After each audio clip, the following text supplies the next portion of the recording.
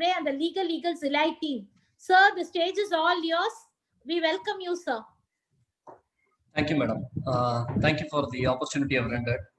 And it's a great pleasure to teach the Hindu Marriage Act 1955, because these kinds of acts discuss the relationship and if something goes sore, then how it should be treated. எல்லாருக்கும் வணக்கம். நம்ம இன்னைக்கு பார்க்க போறது இந்து திருமண சட்டம் 1955. இது ஒரு விதத்துல முக்கியமான ஒரு சட்டம். ஏன் அப்படின்னு பார்த்தோம்னா மனிதர்களுக்குள்ள இருக்கக்கூடிய sorry to disturb sir. அந்த ஃபேன் ஏதாவது ஓடுதா சார்? Yes madam. அந்த சவுண்ட் தான் predominant வருது சார். ரெக்கார்டிங்ல கரெக்ட்டா வராது. இங்க கேட்கும்போது கொஞ்சம் கஷ்டமா இருக்கு. ஃபேன் இல்லாம இருக்கிறது சிரமமா இருக்குமா? Yes madam, before you see whether it is okay. Yeah sir. Now is that fine madam? Yes sir. One humble request, you have to start from the beginning. No problem madam, I'll do it. No issues. Okay. Thank you sir. Thank you so much. Okay. Good afternoon to everyone. Today we are going to see the Hindu Marriage Act 1955. This Hindu Marriage Act 1955 is so special to each and every Hindu. The reason being, it is an act which determines how a person should deal the relationship when it goes sore. Based on that perspective, the Hindu Marriage Act is a very crucial act. And moreover, from the exam point of view also, this is very important. Because as you all know, the family courts are generally district courts. So there could be questions in the exam from this particular act. எல்லாருக்கும் வணக்கம். இன்னைக்கு நம்ம பார்க்க போறது இந்து திருமண சட்டம் 1955. இந்த சட்டம் மிகவும் முக்கியத்துவம் வாய்ந்த ஒரு சட்டம்.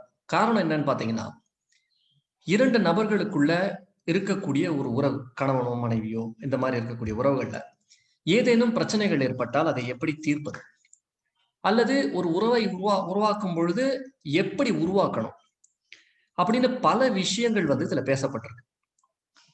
அது மட்டும் இல்லாத, உங்களுக்கே தெரியும், இந்த ஹிந்து மேரேஜ் ஆக்ட் கீழே இருக்கக்கூடிய பிரிவுகள் இருக்கு பாருங்க, அதுல வரக்கூடிய வழக்குகளை நடத்தக்கூடியது ஒரு மாவட்ட நீதிபதியா இருக்கும். அதாவது மாவட்ட நீதிபதி ரேங்க் அப்படின்னு நம்ம சொல்லலாம், அதை டிஸ்ட்ரிக்ட் கோர்ட். அதனால டிஸ்ட்ரிக்ட் ஜட்ஜ் அப்படின்ற பார்வையில பார்த்தாலும் இது ஒரு முக்கியமான ஒரு சட்டம். இப்ப இந்த சட்டத்துல என்னென்ன சொல்லியிருக்காங்க அப்படிங்கறத ஒவ்வொன்றும் நம்ம பார்க்க போவோம். முடிஞ்ச அளவுக்கு எவ்வளவு எளிமையா அதை கொடுக்க முடியுமோ நான் கொடுத்துருக்கேன் ஒரு பவர் பாயிண்ட் மூலமா. அது உங்களுக்கு புரியும் நான் நம்புறேன். ஒருவேளை உங்களுக்கு அப்படி புரியல அப்படின்னாலும் ஒவ்வொரு சாப்டர் முடியும் போதும் நான் கொஸ்டின்ஸ்க்கு உண்டான டைமிங் தரேன். அப்ப நீங்க சாட்ல உங்களோட கொஸ்டின்ஸை நீங்க ரைஸ் பண்ணலாம். அதுக்குண்டான பதிலையும் நான் தரேன். அதே மாதிரி இப்போ நேரம் மிக குறைவா இருக்கிற காரணத்தினால சில இடங்கள்ல கொஞ்சம் ரஷ் பண்ற மாதிரி இருக்கலாம், கொஞ்சம் வேகமா போற மாதிரி இருக்கலாம். அதனால அதை கொஞ்சம் பொறுத்துங்க, வேற வழி இல்லை. I have tried my level best to explain this act in a very simple manner by way of a PowerPoint presentation. Since we are lacking time, there may be certain sections or certain areas where I may rush. So don't worry. If you have any doubts, you can raise your doubts after a chapter is completed. After completion of each and every chapter, I'll be giving you sufficient option or opportunity to raise your questions through the chat box. Okay, let us proceed. First is preliminary, that is chapter 1. If you see section 1, because section 1 subclause 1 says that this act is called as Hindu Marriage Act, so that is not that important. So now let us move to section 1 subclause 2. Initially, Jammu and Kashmir was not there, and there were certain exceptions in this particular act. Subsequently, they were included. So now this act extends to whole India. So that is one aspect. And this except the words except the state of Jammu and Kashmir was omitted by Act 34 of 2019, section 95 and the 5th schedule. With effect on 31/10/2019. இப்போ நம்ம வந்து chapter 1 பார்த்தோம் அப்படின்னு சொன்னா,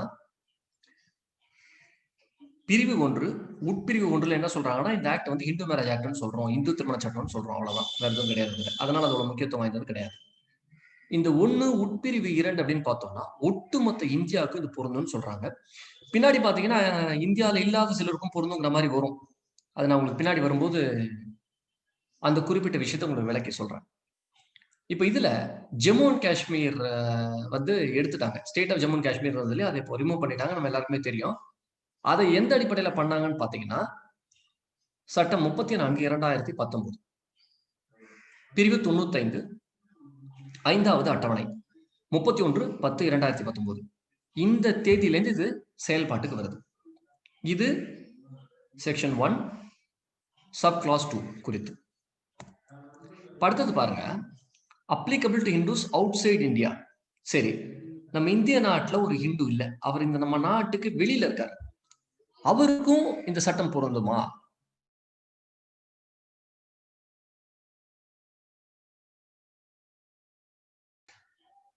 நம்ம நாட்டுக்கு வெளியில இருக்கிற ஹிந்துஸ்க்கு இந்த ஆக்ட் பொருந்துங்கிற மாதிரி எங்கேயாவது ஒரு சூழ்நிலை இருந்ததுனால், அந்த சூழ்நிலையில இந்த ஆக்ட்ல என்னென்னலாம் சொல்லியிருக்கோமோ அதை அவங்களுக்கும் செயல்படுத்திக்கலாம், பிரச்சனை கிடையாது.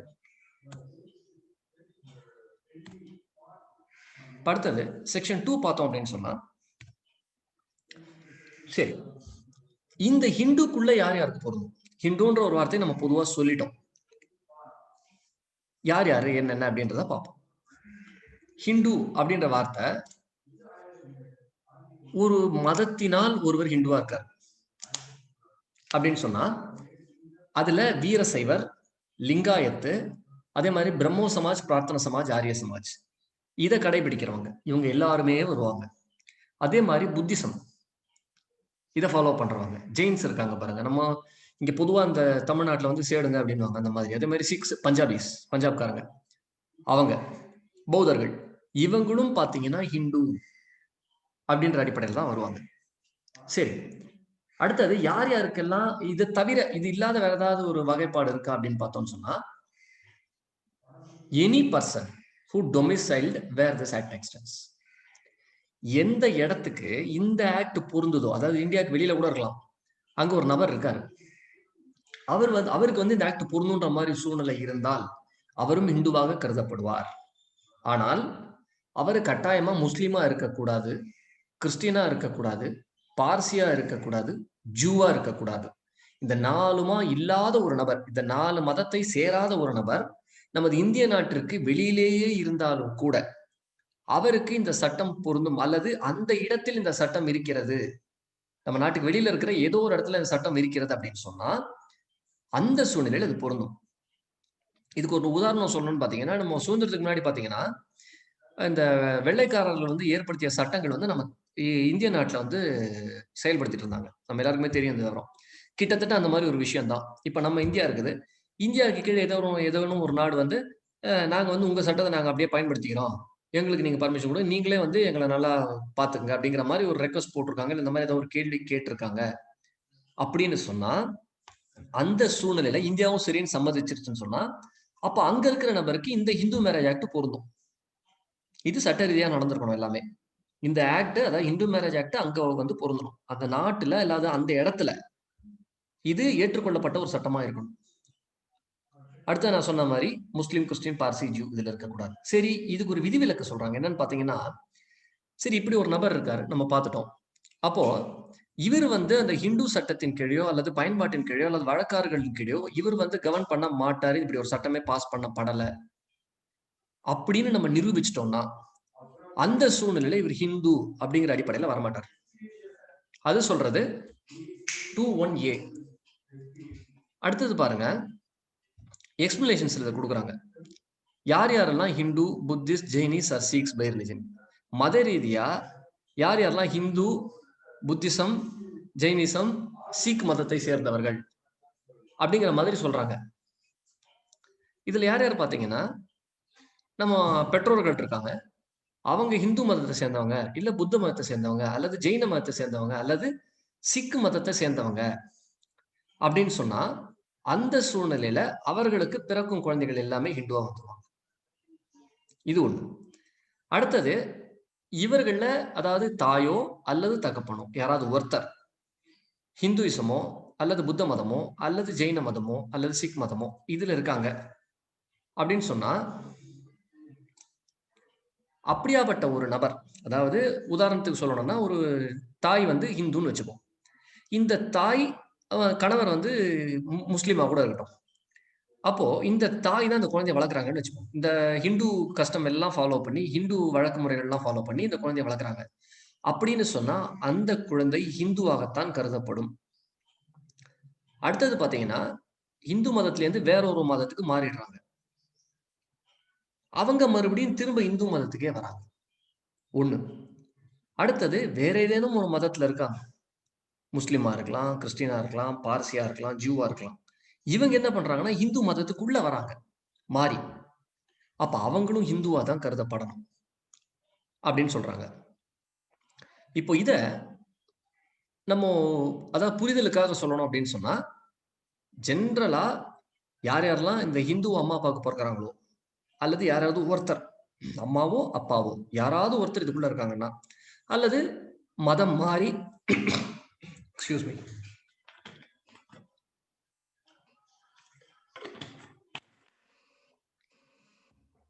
மதம் மாறி வந்திருக்காங்க அப்படின்னா இது எல்லா சூழ்நிலையிலும் இது பொருந்தும். Now let us see what this section 2 says. Section 2:1 says, who are all Hindus? So a person who is Hindu by religion, by way of religion he is a Hindu, he practices the aspects said in that religion. This includes Veerasaiva and Lingayat, as well as people who follow Brahma, Prarthana or Arya Samaj. Those who follow the Brahma, Prarthana or Arya Samaj. As you all know, this Brahmo, Prarthana and Arya Samaj are related to the conversion aspects, and they are the crucial samajas which help the Hindu community. Next is Buddhist, Jains or Sikh. They also fall under the category of Hindu. This Hindu Marriage Act will apply to all Buddhist, Jainis and Sikh. And also to a person who is domiciled in a place where this act extends or where this act is applicable. However, that person should not be a Muslim, Christian or Parsi or Jew. However, they are given an exception to this. I put an into mark. It will be easy for you to identify this into mark. You can note what I provided. Unless proved that he would have not been governed by Hindu law or custom or usage if this act had not been passed. Imagine a situation. There is a person who would have not been governed by Hindu law or custom if this act was not there. Now let us try to picturize this particular aspect. Imagine a person is residing in country outside India, say X country. In that X country, this Hindu Marriage Act is applicable. And that person is not a Muslim, Christian or Parsi or Jew. So that condition was also fulfilled. But this particular person comes to the court and says, I was not governed by any of the Hindu law or custom or usage before this act. I was never governed by that laws or customs or usage. In that case, he will not be considered as a Hindu. That is an exception. That is why I put an into mark there for you to understand. Next, who are all Hindus, Buddhists, Jains or Sikhs by religion? Of course, we know under Hindu, Buddhists, Jains and Sikhs are covered. We know that. So, if the parent of a person is Hindu, Buddhist, Jain or Sikh, in that case, the child is obviously a Hindu, Buddhist, Jain or Sikh depending on the religion of the parent. Next, if out of this, one of the parent, that is maybe father or mother, if one of them is Hindu, Buddhist, Jains or Sikhs, one of them, and the child is brought up by that person or that parent who is a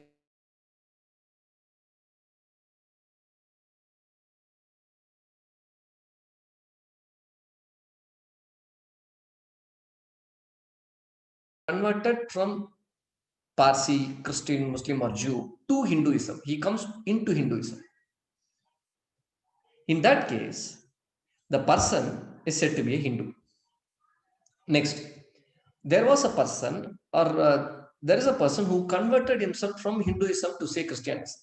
He moved from Hinduism to Christianism. And again, he comes back from Christianism to Hinduism. In that case, this person is called as reconvert. From Hinduism to Christianism, back to Hinduism. So he is a reconvert. So what will happen to this reconvert? Will he be considered as a Hindu? The answer is yes. Let us move to the next section. Section 2, subclause 2. So this act will not apply to scheduled tribe who are covered under clause 25 of Article 366 of the Constitution of India.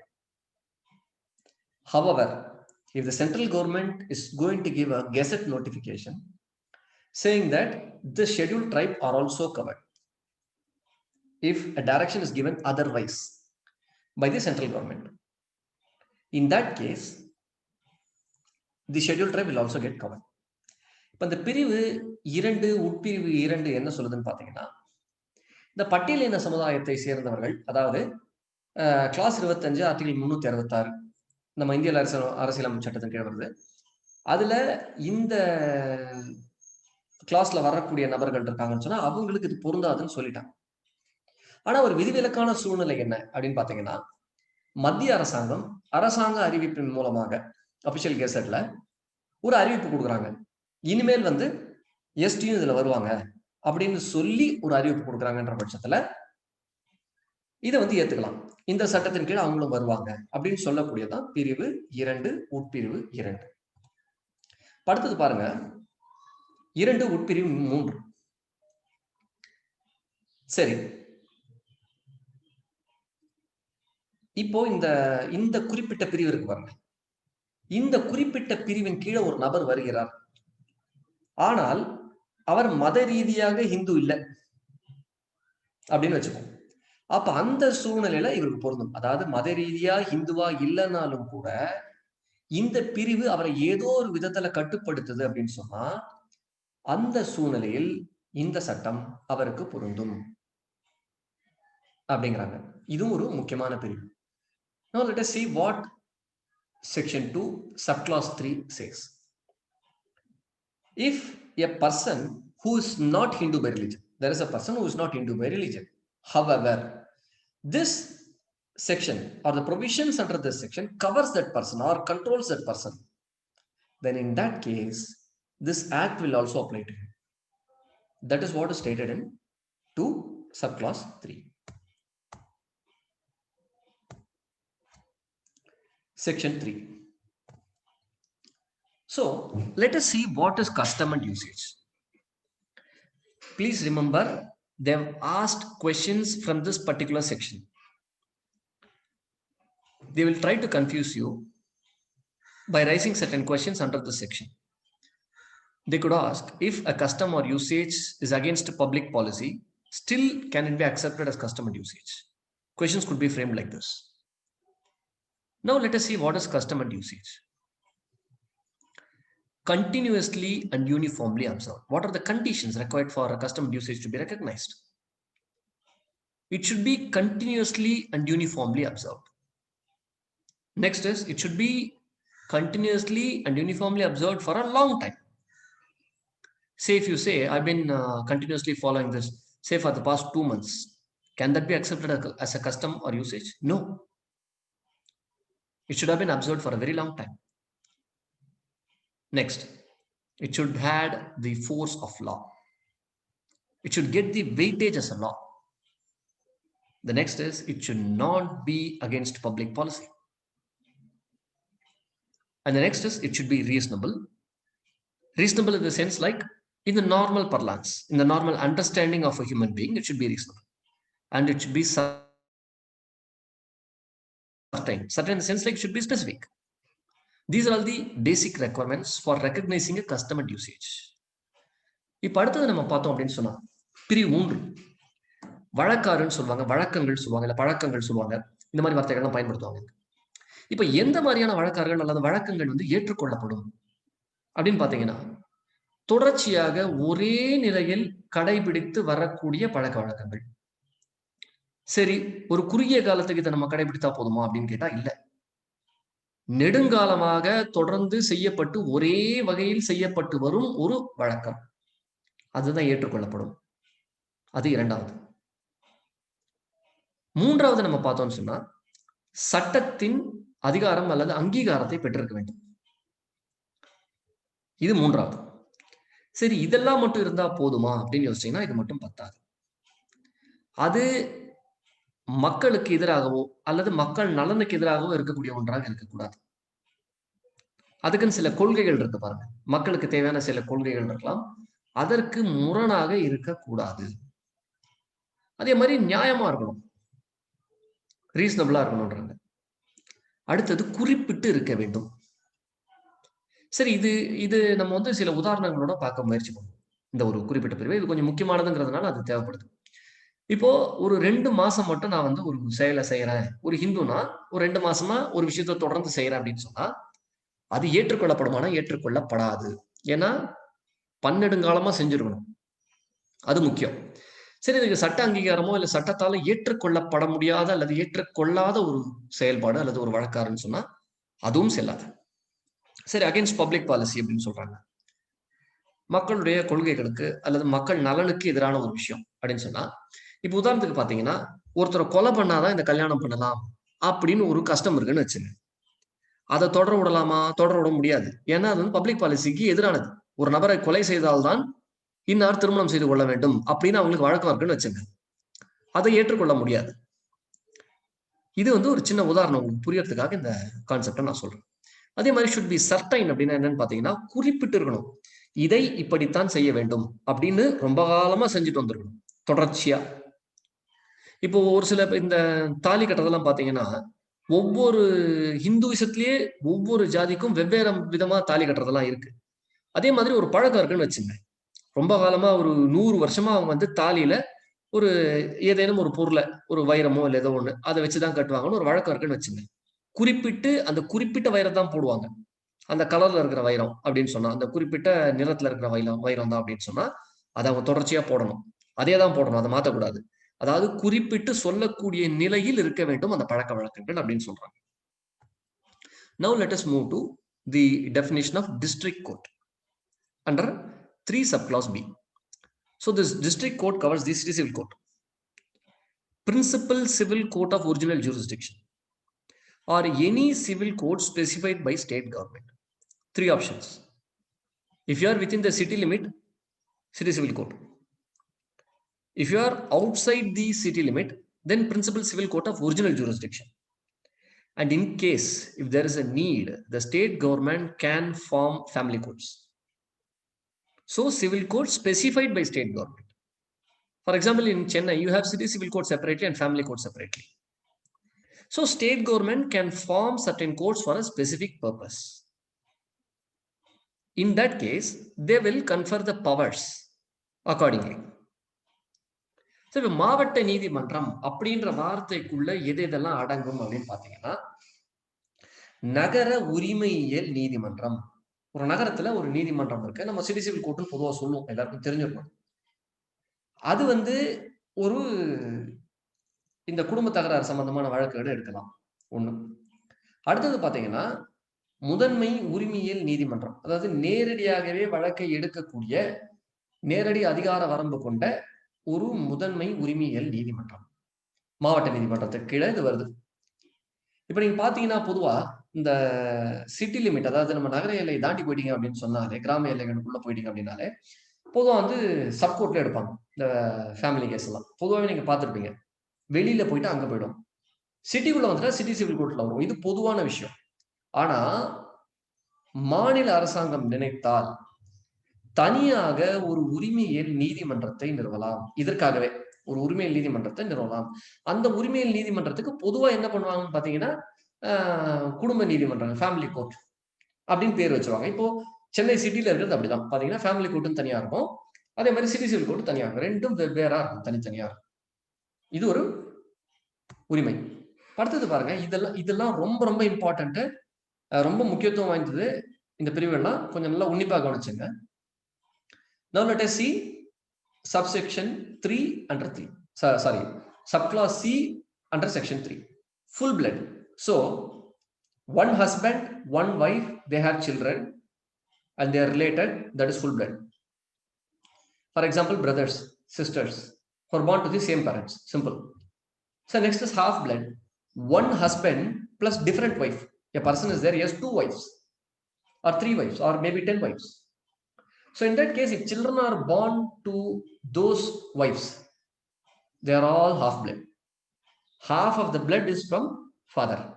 Half of the blood is from mother. You can remember like this. It will be an easy way to remember this particular section. So, இப்போ இந்த full blood அப்படிங்கிற வார்த்தை என்னன்னு பார்த்தீங்கன்னா, ஒரு கணவர் இருக்கிறார், ஒரு மனைவி, 2 பேருமே இருக்காங்க. அந்த 2 பேருக்கும் குழந்தைகள் பிறக்கிறது அப்படின்னா அவங்க எல்லாம் full blood. ரத்த வாரிசு, முழுமையான ரத்த வாரிசு அப்படின்னு சொல்லுவோம். இப்போ அண்ணன் தம்பி, அக்கா தங்கச்சி இவங்க எல்லாம் இருக்காங்க பாருங்க, கூட பிறந்தவங்க, ஒரே அம்மாவுக்கு ஒரே அப்பாவுக்கு பிறகுறாங்க இவங்க எல்லாம். இப்ப ஹாஃப் பிளட் அப்படின்னா என்னன்னு பாத்தீங்கன்னா, இந்த ரத்த சம்பந்தத்துல ஒரு கணவர் நிறைய மனைவிகள் அப்படி இருக்காங்க. அதாவது ஒரு கணவர் இருக்காரு, அவருக்கு 5 மனைவியோ 10 மனைவியோ 2 மனைவியோ 3 மனைவியோ ஒன்றுக்கும் மேற்பட்ட மனைவிகள், அவ்வளவுதான் கணக்கு. அப்படி இருக்காங்கன்னு சொன்னா அவங்களுக்கு எல்லாம் குழந்தை பிறக்குது அப்படின்னு சொன்னா இவங்க எல்லாருமே half blood.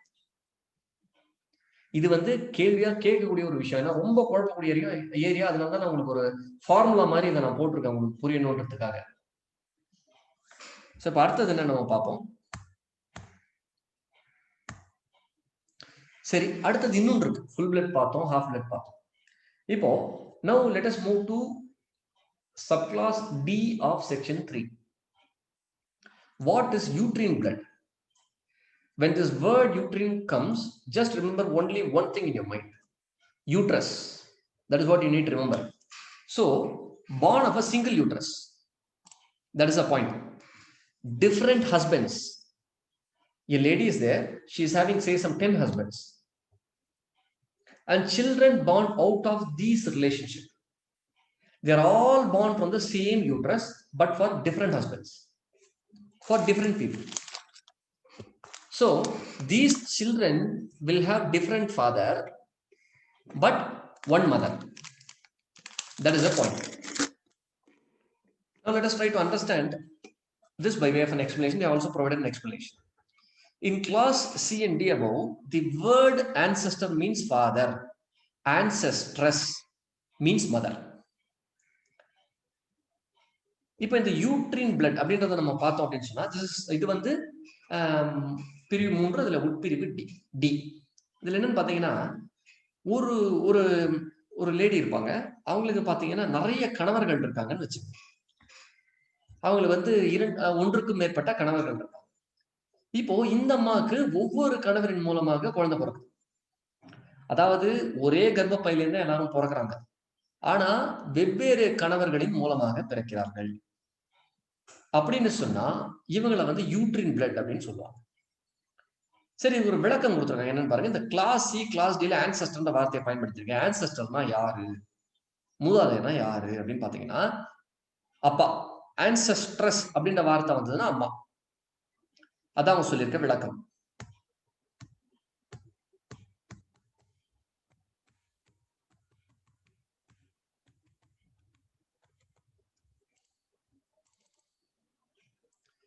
Now, let us see section E.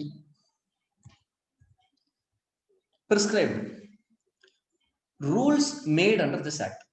Prescribed என்ற வார்த்தை இந்த சட்டத்தின் கீழே உருவாக்கப்பட்ட வழிவகைகள் இருக்குன்னு வச்சுக்கோங்க. ஒரு வழிமுறைகள் கொடுத்துருக்காங்க அப்படின்னு சொன்னா அது இல்லாம prescribed என்ற வார்த்தை கீழே வரும். Prescribed always means if the government is making any rules under this act, it is prescribed. Now let us see what is this Sapinda relationship. You would have heard this word. What is Sapinda relationship? Now let us try to understand what is this Sapinda relationship. I think Nalini madam யாரோ ஒருத்தங்க they put a dot. கொஞ்சம் ஸ்கிரீனை வந்து இது பண்ணாத இருந்தீங்கன்னா நல்லா இருக்கும். It will be helpful. Disturbance இருக்காது பாக்குறவங்களுக்கு. கொஞ்சம் please don't scribble on your screen.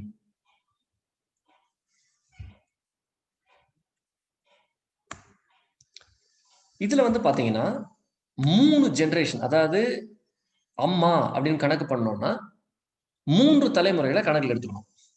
சப்பிண்டா ரிலேஷன்ஷிப்னா யார் யாரெல்லாம் வருவாங்க அப்படின்னு பாத்தீங்கன்னா, இப்ப நம்ம இருக்கோம்னா நம்ம அம்மா, நம்ம பாட்டி, இந்த வகையில யார் யாரெல்லாம் இருக்காங்களோ இவங்க எல்லாம் வருவாங்க. இப்போ இது வந்து தாய் வழியில. இப்ப தந்தை வழியில அப்படின்னு பார்த்தோம்னா 5 தலைமுறைகள் வந்து வரும். இப்ப நம்ம இருக்கோம், நம்ம அப்பா, நம்ம தாத்தா, நம்மளுடைய கொள்ளு தாத்தா, நம்மளுடைய எள்ளு தாத்தா, sorry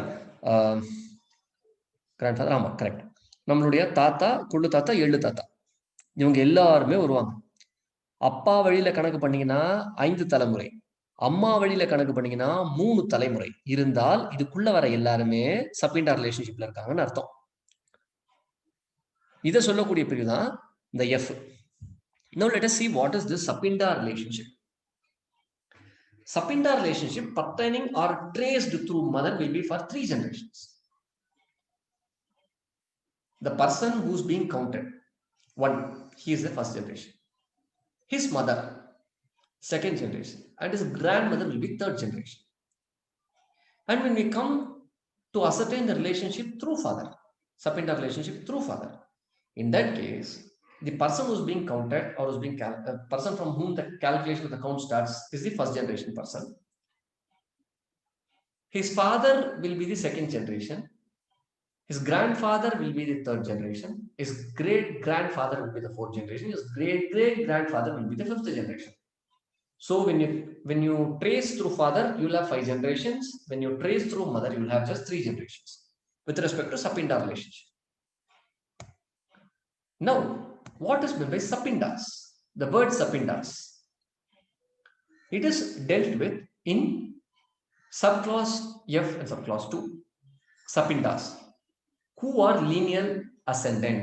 Ascendant obviously means people above you or who were before you. Father, grandfather, great-grandfather, great-great-grandfather, or even people prior to. Lineal ascendant.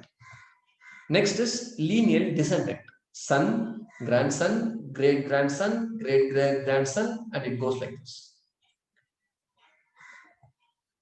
Next, father and son are Sapindas. Grandfather and grandson are also Sapindas because they are lineal ascendant. Grandmother and grandson, granddaughter are Sapindas. இப்ப இந்த சப்பிண்டாஸ் அப்படின்ற வார்த்தைக்கு என்ன அர்த்தம் அப்படின்னு நம்ம பார்த்தோம்னு சொன்னா, நமக்கு மேல நேரடியாக இருக்கக்கூடியவர்கள். அதாவது நம்ம இருக்கோம்னு சொன்னா நம்ம தாய், நம்ம தகப்பா, நம்மளுடைய அப்பா, நம்ம தந்தை, அதுக்கப்புறம் நம்மளுடைய தாத்தா, அதுக்கு மேல கொள்ளு தாத்தா, இந்த மாதிரி நேரடியாகவே நம்மளுக்கு தொடர்பு இருக்கிற ஆளுங்க, நமக்கு முன்னாடி பிறந்தவங்க, இவங்க எல்லாம் பாத்தீங்கன்னா லீனியல் அசெண்டன்ட் அப்படிங்கிற மாதிரி வருவாங்க நேரடியாகவே. அடுத்தது லீனியல் டிசெண்டன்ட் அப்படிங்கிற வார்த்தையை நம்ம பார்த்தோம் அப்படின்னு சொன்னா, நமக்கு கீழே இருக்கக்கூடிய மகன், அடுத்தது பேரன், கொள்ளு பேரன், எள்ளு பேரன், இவங்க எல்லாம் வருவாங்க நமக்கு கீழே. அதே மாதிரி பாத்தீங்கன்னா அப்பாவும் பையனும் சப்பிண்டால வருவாங்க. அதே மாதிரி நம்ம தாத்தாவும் பேரனும் சப்பிண்டாஸ்ல வருவாங்க. அதே மாதிரி அம்மா அப்படின்னு பாத்தீங்கன்னா நம்ம பாட்டியும் பேரனும் பேத்தியும் இவங்க எல்லாம் சப்பிண்டாஸ்குள்ள வருவாங்க. Now let us see section G. These definitions are very very important. These are all areas from which you can get questions. இப்ப நீங்க பாத்தீங்கன்னா இந்த டெபினிஷன் நம்ம பாக்குறது எல்லாமே ரொம்ப ரொம்ப முக்கியத்துவம் வாய்ந்தது. பல முறை பல நீதிபதி தேர்வுகள்ல இதுல இருந்து டைரக்டாவே நேரடியாவே கேள்வி கேட்டிருக்காங்க. அதனால இதெல்லாம் தெளிவா புரிஞ்சுங்க என்னன்னு, ரொம்ப முக்கியமானது. அதனால தான் கொஞ்சம் நிதானமா நிறுத்தி எடுக்கிறாங்க. அது ஒண்ணு முக்கியம். Degree of prohibited relationship. What is the degree of prohibited relationship? There are plenty of things which have been discussed under the degree of prohibited relationship. Let us see what it is. Number one is, one of the person, there are two people between whom we are trying to find out whether they have any prohibited relationship. One is a lineal ascendant of the other. Imagine father, grandfather, or mother, grandmother, they are directly lineal ascendant. So obviously a son cannot marry his mother. A son or a daughter cannot marry his father. So this is prohibited. It is prohibited relationship. Wife or husband of lineal ascendant or descendant. For example, if a person is there, he cannot marry his father's wife, that is his mother. I'll try to explain this again. Imagine a person is there, A, his father is B, and his mother is C. This A cannot marry C. In the first provision, we saw that A cannot marry B. In this provision, we are seeing A cannot marry C. Simple. Now, same way, a father cannot marry his daughter-in-law, or a mother cannot marry his son-in-law. So this is the point they're trying to explain under this subclause 2. If the grandfather is a lineal ascendant, then grandmother cannot be married. Simple. His wife or husband cannot be married. If he's your father, mother, or grandfather, grandmother, or son, daughter, or great grandson or grandson, their wife or husband cannot be married. Simple. Depending on the circumstances. இப்போ தடை செய்யப்பட்ட உறவுகள் அப்படின்னு சொல்லி நம்ம பார்த்தோம்னா எந்த நிலையில தடை செய்யப்பட்டது அப்படின்னு சொல்லக்கூடிய பிரிவு பாத்தீங்கன்னா ஜி, உட்பிரிவு ஜி. இதுல பாத்தீங்கன்னா ஒரு நபருடைய தந்தை அல்லது தாத்தா இந்த மாதிரி இருக்காங்க, கொள்ளு தாத்தா இவங்க எல்லாம் இருக்காங்க, இவர்களை திருமணம் செய்து கொள்ள முடியாது. திருமணம்ன்ற வார்த்தையை இங்க பயன்படுத்தல, உங்களுக்கு புரியறதுக்காக நான் சொல்றேன், அவ்வளவுதான். பின்னாடி வரும் அதெல்லாமே. இப்ப புரியறதுக்காக நான் விளக்கி சொல்றேன். அடுத்தது பாத்தீங்கன்னா ஒரு நபர் இருக்காரு, அவருடைய தாயை திருமணம் செய்து கொள்ள முடியாது. நம்ம முன்னாடி பார்த்தது தந்தையை திருமணம் செய்து கொள்ள முடியாதுன்னு பார்த்தோம் டைரக்டா இருக்கிறதுனால. தன்னுடைய தாயையும் அவர் திருமணம் செய்து கொள்ள முடியாது. இது ரெண்டாவது. இதெல்லாம் ப்ராஹிபிட்டட், தடுக்கப்பட்ட உறவுகள், தடை செய்யப்பட்ட உறவுகள்னு சொல்லலாம். அதே மாதிரி தன்னுடைய ஒரு நபர் இருக்காரு, அவர் தன்னுடைய மருமகளை திருமணம் செய்து கொள்ள முடியாது. அதே மாதிரி ஒரு அம்மா இருக்காங்க, அவங்க பாத்தீங்கன்னா தன்னுடைய மருமகனை திருமணம் செய்து கொள்ள முடியாது. அதாவது தன்னுடைய மகளின் கணவரை திருமணம் செய்து கொள்ள முடியாது. அதே மாதிரி ஒரு தாத்தா இருக்காருன்னு சொன்னா, அந்த தாத்தா வந்து லீனியல் அசெண்டன்ட் தான். பொதுவாகவே அவர் வந்து லீனியல் அசெண்டன்ட் தான். அவரு அப்படி இருக்காருன்னு சொன்னா நம்ம பாட்டியா கல்யாணம் பண்ணிக்க முடியாது. இது எல்லாமே ப்ராஹிபிட்டட் ரிலேஷன்ஷிப், தடை செய்யப்பட்ட உறவுகள் அப்படின்னு சொல்றாங்க.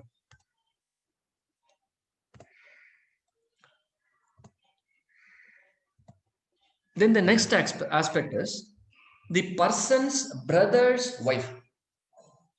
So I cannot marry my brother's wife. It's obvious fact. It is prohibited. Or father or mother's brother. I have my father, he is having a brother. I'm a lady, for example. If imagine that I'm a lady, I cannot marry my father's brother. Or if I'm a man, or whatever it may be, like depending on the situation or circumstances, I cannot, if I'm a lady, I cannot marry my father's brother or my mother's brother. It is prohibited. Next is grandfather's or grandmother's brother. Now what we saw is father or mother's brother. The third aspect is grandfather's or grandmother's brother. In that case also, we cannot marry. Next is if two are brother and sister. Brother and sister obviously cannot marry, it is prohibited, we know that. Uncle and niece, we know that they cannot marry. And aunt and nephew, obviously they also cannot get married. Children of brother and sister. So if I'm there, I cannot marry my brother's child. That is restricted or prohibited. I cannot marry my sister's child. That is prohibited, that is restricted. And children of two brothers or two sisters. If I'm having a brother, I'm having one son, my brother is having one daughter. Whether those two can be married, the answer is no. That is also prohibited. Imagine there are two sisters. One sister is having a male child, the other sister is having a female child. Can they marry? They cannot marry. It is a prohibited relationship. They have given an explanation also. The relationship, the word relationship includes half blood, uterine blood, as well as full blood. It is very important. They have asked this question once. So please try to remember this. Relationship includes practically everything. Half blood, uterine blood, full blood. Next is illegitimate as well as legitimate child. The child may be illegitimate or legitimate. It is immaterial. That child is also covered under the word relationship. Next is adoption as well as blood. Someone might raise an issue saying that no, he is adopted child. He cannot come under the word relationship. The answer is no. He also falls under the definition of relationship for the purpose of clause F and G, as well as blood relationship. So all these aspects are actually covered.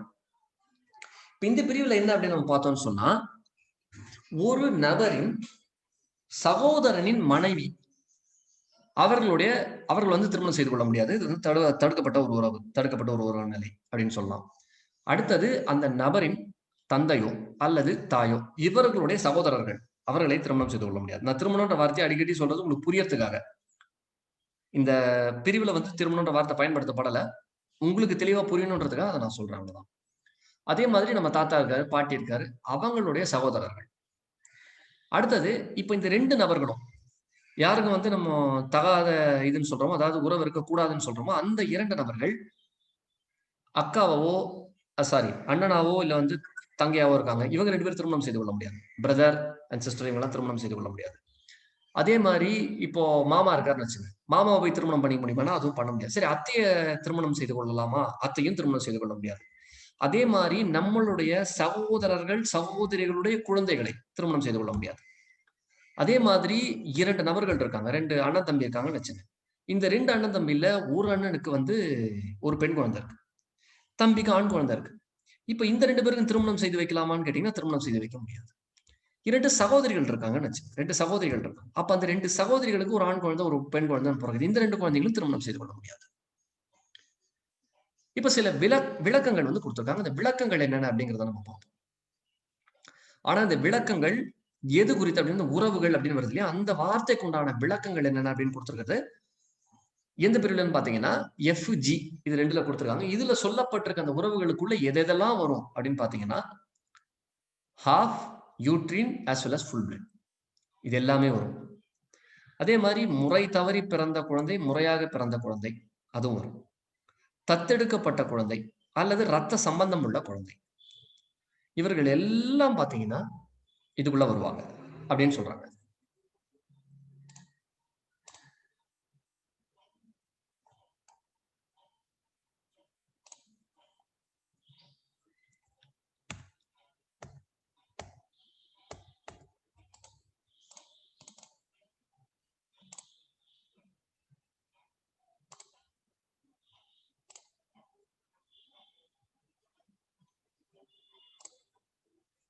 சரி, இப்ப இந்த பிரிவு 4 பார்க்க போறோம். Over riding effect. The section 4 is overriding effect. Let us see what this is. So if this act is providing for certain procedures or certain custom and usage, then in that case the interpretation of a Hindu law or custom or usage before this act, let us try to imagine a situation where there is a marriage being conducted according to Hindu law or custom prior to this act. And now that this act has come, this act states that marriage should be done in this particular pattern. Then you cannot interpret based on the old law before this act. That custom or usage will perish or it will cease to exist. The next is any law before this act which is inconsistent with the provision of this act will cease. So if there is a Hindu law or custom before the coming of this act, before the commencement of this act, and that is inconsistent with the provisions of this particular act, in that case, that particular law will completely cease to exist. For example, if this particular act, Hindu Marriage Act, is saying that marriage should have to be done within this period, and the law before this says that no, it need not be done like that, in that case, that law will be overruled by this act. Say, for example, Hindu Marriage Act says that within 6 months, a marriage should be consummated once it is agreed upon. I'm giving it as an example. It is not given in the act to make you understand this concept. And before this act, there was no such condition. They can marry anytime they want. If they have agreed, that is sufficient. They can marry even after 10 years. That was the case. Now this law states no. Once you both agree that you'll get married, you should get married within 6 months. So what will prevail is this clause which states that within 6 months you should marry. That particular clause will prevail. That is a point. இப்போ நம்ம பிரிவு 4 பார்த்தோம் அப்படின்னு சொன்னா எந்த சூழ்நிலையில இந்த சட்டம் வந்து அந்த அதாவது முன்னாடி இருக்கிற ஒரு விஷயத்த இல்லா நிலை அடைய செய்யும் அப்படின்னு சொல்றாங்க. அதுக்கு என்னன்னு பாருங்க, இப்போ இந்த சட்டம் வருவதற்கு முன்பாக ஏதேனும் ஒரு வழக்காறு இருந்தது, அல்லது ஒரு வழக்கம் இருந்தது, அல்லது ஒரு செயல்பாடு பயன்பாடு இதெல்லாம் இருந்தது, இல்லது ஒரு சட்டமே இருந்தது கூட வச்சுப்போம். ஒரு இந்து சட்டமே ஒண்ணு இருந்தது. அதுல எப்படி எப்படியெல்லாம் பண்ணலாம், என்னென்ன மாதிரி பண்ணலாம்ன்ற விளக்கங்கள் எல்லாம் கொடுத்திருக்காங்க. அந்த விளக்கங்கள் அல்லது எது குறித்து அந்த விளக்கங்கள் கொடுக்கப்பட்டிருக்கிறதோ அந்த விவரங்கள் எல்லாமே இந்த சட்டத்துல இருக்குன்னு சொன்னா பழைய சட்டத்தை எடுத்துக்க கூடாது, புது சட்டத்துல இருக்கிறதா எடுத்துக்கணும் விளக்கங்கள் அறிவதற்காக. அப்படின்னு சொல்லக்கூடியதுதான் பிரிவு 4 உட்பிரிவு 1.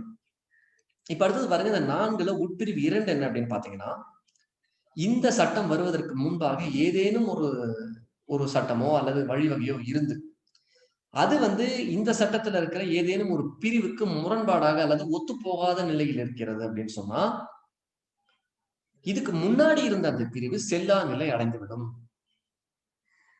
இப்போ ஜென்ரலா நம்ம இப்ப இந்த மொபைல் எக்ஸ்சேஞ்ச்ல போட்டு வாங்குற மாதிரி தான். புது மொபைல் வாங்கினா அந்த பழசுல எக்ஸ்சேஞ்ச் போட்டோம்னா அதோட கதை முடிஞ்சு போச்சு. ஏன்னா அதுல இருக்கிறத விட இன்னும் அட்வான்ஸ் ஃபீச்சரே கூட இதுல இருக்கும். அந்த போன்ல இருக்கிறத விட நிறைய வசதிகள் வந்து நம்ம புதுசா வாங்கி இருக்கிற போன்ல இருக்கும். அதனால அந்த அந்த இது வந்து நம்மளுக்கு தேவைப்படாது இனிமேல். இது உங்களுக்கு ஒரு புரிதலுக்காக உதாரணமா சொல்றேன், அவ்வளவுதான். இப்ப அடுத்தது இதோட நம்மளுக்கு வந்து சாப்டர் 1 முடிஞ்சு போச்சு. இதுக்குள்ள உங்களுக்கு ஏதாவது சந்தேகங்கள் இருக்குன்னா நீங்க கேட்கலாம். chat பாக்ஸ்ல கூட நீங்க கேட்கலாம். இது வரைக்கும் ஏதாவது சந்தேகம் இருந்தா கேளுங்க. If you have any doubts till chapter 1, you can raise those questions by way of chat.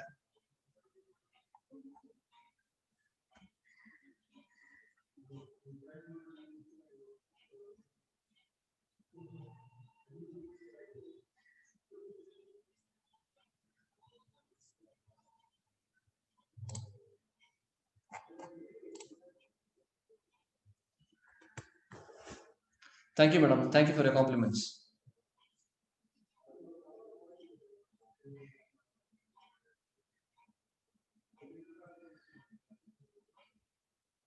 Any questions you can raise now?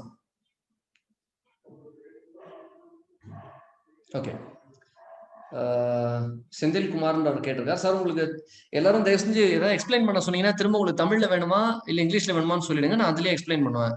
அது டைம் கொஞ்சம் நம்மளுக்கு சேவ் ஆகும். செந்தில்குமார் சார் தமிழ்ல வேணுமா இங்கிலீஷ்ல வேணுமான்னு சொல்லிடுங்க. ஓகே. ஸ்ரீநித்யா இல்ல நீங்க கேட்டிருக்கீங்க, நீங்க கேள்வி கேட்கல. செந்தில்குமார் சார் ஆன்சர் பண்ணுங்க.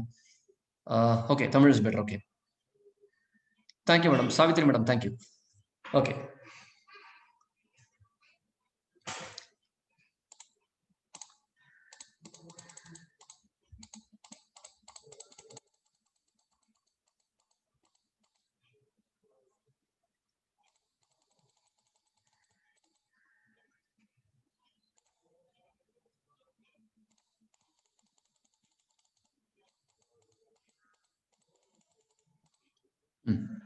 ஓகே.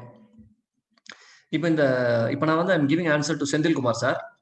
சார் இப்போ இந்த பிரிவு 2 என்ன அப்படின்னு சொல்லி பார்த்தோம்னா, நான் ஒரு நிமிஷம் மினிமைஸ் பண்ணிக்கிறேன். அடுத்தது I will answer you Devi madam, I will answer you after this. இப்போ பிரிவு 2 என்ன சொல்லுதுன்னு பார்த்தீங்கன்னா, யார் யாரெல்லாம் ஹிந்து அப்படின்னு சொல்றாங்க. இந்த ஹிந்துல யார் யார் வருவாங்கன்னா, ஹிந்து மதத்தை அட்வொகேட் சன்னா sir, advocate son sir, scratch பண்ணாதீங்க, ஸ்கிரீன்ல ஸ்கிராச்சஸ் வருது. அட்வொகேட் சன்னு யாரோ பேர் வருது, தயவு செஞ்சு ப்ளீஸ் ஸ்கிராச் பண்ணாதீங்க ஸ்கிரீன்ல. எல்லாருக்குமே தெரியும் அது நீங்க ஸ்கிராச் பண்றது.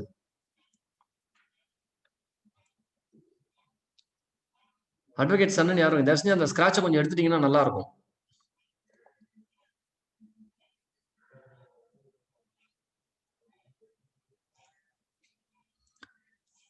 தேங்க்யூ. அடுத்தது பாத்தீங்கன்னா, அந்த பிரிவு 2 என்னன்னு பாத்தீங்கன்னா, யார் யாரெல்லாம் ஹிந்துக்குள்ள வருவாங்க, ஹிந்துன்ற வார்த்தைக்குள்ள யார் யாருக்கெல்லாம் வரும், அதே மாதிரி யார் யாருக்கெல்லாம் சட்டம் பொருந்தும் அப்படின்றத சொல்லிட்டு இருக்காங்க. இது யார் யாருன்னு பாருங்க.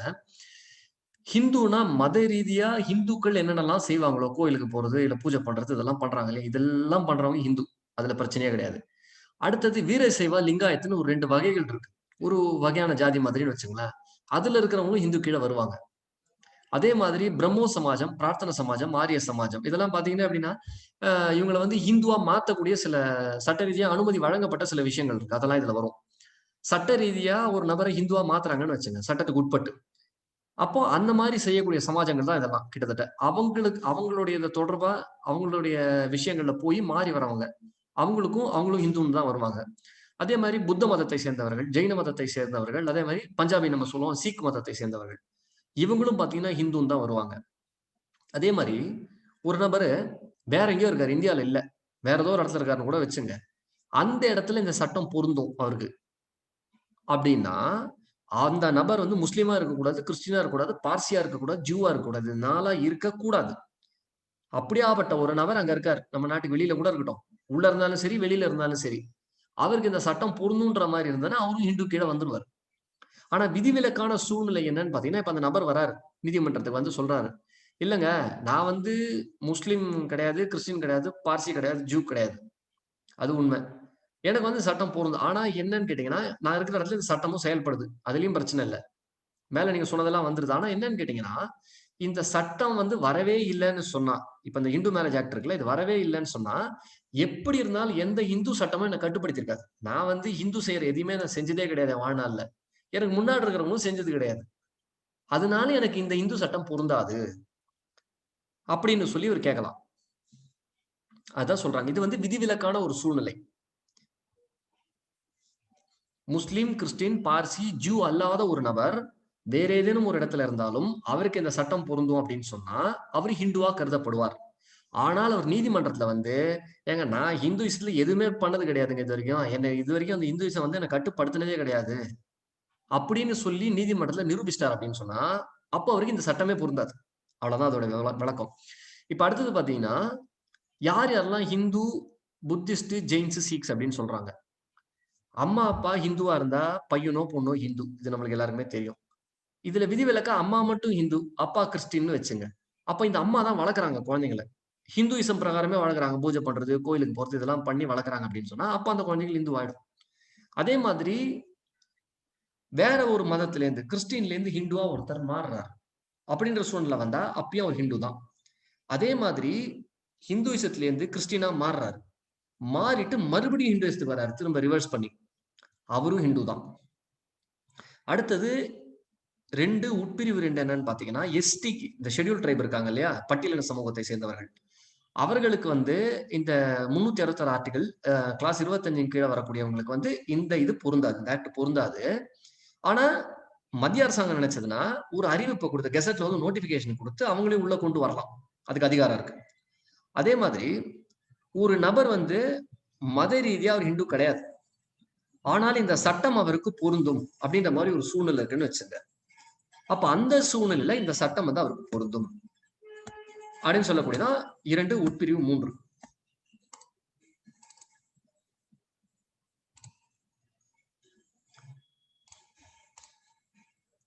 Okay. I hope Senthilkumar sir உங்களுக்கு புரிஞ்சிருக்கும்னு நினைக்கிறேன். ஓகே. கான் மாரி brothers wife of that husband type. அதாவது இவங்க தேவிக்கு நான் ஆன்சர் பண்ணிட்டு இருக்கேன். இவங்க ஹஸ்பண்ட் இறந்தாலும் சரி இறக்கலாலும் சரி அதெல்லாம் விஷயமே இல்லை. தே கேனாட் மேரி, அவ்வளவுதான். It is prohibited. Okay. 3D கேட்டிருக்காரு. பிரசாத்ன்றவர் 3D கேட்டிருக்காரு. சார் எந்த லாங்குவேஜ்ல வேணும்? தமிழ்லயே சொல்லவா இல்ல இங்கிலீஷ்ல சொல்லவாங்கிறது மட்டும் பிரசாத் சார் நீங்க சொல்லுங்க. You ask for the answer. Tamil. Okay, right.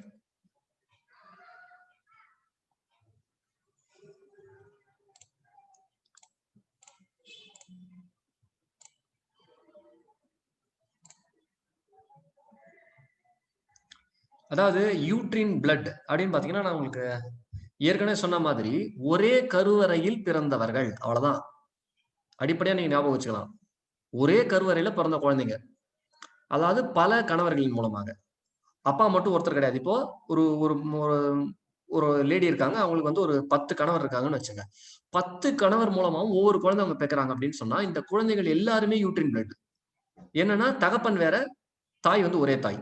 அவ்வளவுதான். இதுக்கு எக்ஸ்பிளனேஷன் ஒண்ணு கொடுத்திருக்காங்க. ஆன்செஸ்டர்ன்ற வார்த்தைனா தந்தை, ஆன்செஸ்ட்ரஸ் அப்படின்ற வார்த்தை வந்தா தாய் அப்படின்னு சொல்லி கொடுத்திருக்காங்க. Okay. Explain 3D. Prasad sir fine, புரிஞ்சிருச்சுல உங்களுக்கு? Central government notified so far. இது Jayalakshmi, I have to verify this. எனக்கு I am not sure about this. I think நோட்டிஃபைடுன்னு தான் நினைக்கிறேன். பட் என்ன ஏதுன்ற டீடைல் எனக்கு எக்ஸாக்டா தெரியல. I have to verify this. As far as I know, it has been notified. நான் கேள்விப்பட்டிருக்கேன், but I don't have the exact proof for this. Okay. In Tamil Nadu, own sisters the capacity of matter language is being followed for a long time. Is not coming under subinter relationship. அதான் இது வந்து என்னன்னு கேட்டீங்கன்னா, Annamalai sir உங்களுக்கு தான் answer சொல்லிட்டு இருக்கேன்.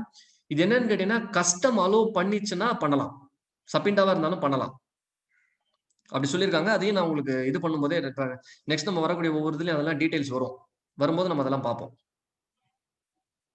I think Annamalai Sarka, I think cleared doubts. Next, Gayatri Rajan கேட்டிருக்காங்க. As an actual practice of performing marriage between sister's daughter, deceased brother's wife. அதுக்கு நான் ஏற்கனவே ஆன்சர் பண்ணிட்டேன். உங்களுக்கு இந்த ரெண்டாவது பார்ட் வந்து நான் ஏற்கனவே ஆன்சர் பண்ணிட்டேன். காயத்ரி ராஜன் கேட்டிருக்காங்க. அவங்களுக்கு நான் இந்த கேள்விக்கு ஏற்கனவே ஆன்சர் பண்ணிட்டேன். இந்த ஒரு பார்ட்டுக்கு மட்டும் நான் உங்களுக்கு ஆன்சர் பண்றேன். இப்போ வந்து பிராக்டிஸ் இருக்குன்னு சொன்னா, ஒரு பழக்கம் இருக்குன்னு சொன்னா, ரொம்ப காலமா நம்ம சொன்னோம் இல்லையா, கஸ்டம்ஸ் அண்ட் யூசேஜ் என்னன்னு பார்த்தோம் இல்லையா, அது மாதிரி கிட்டத்தட்ட ஒரு 100 வருஷம் 200 வருஷமா ஒன்று செயல்படுத்திட்டு வராங்கன்னா அதை செயல்படுத்தலாம், தவறு இல்லை, ஏற்றுக்கொள்ளப்பட்ட ஒரு விஷயமா இருக்கணும், அது அவ்வளவுதான். Sir, could you kindly explain half blood and uterine blood? நான் இப்போ யூட்ரின் பிளட் ஏற்கனவே எக்ஸ்பிளைன் பண்ணிட்டேன், இப்பதான் எக்ஸ்பிளைன் பண்ணேன். அதனால உங்களுக்கு ஹாஃப் பிளட் மட்டும் நான் எக்ஸ்பிளைன் பண்றேன் திரும்ப.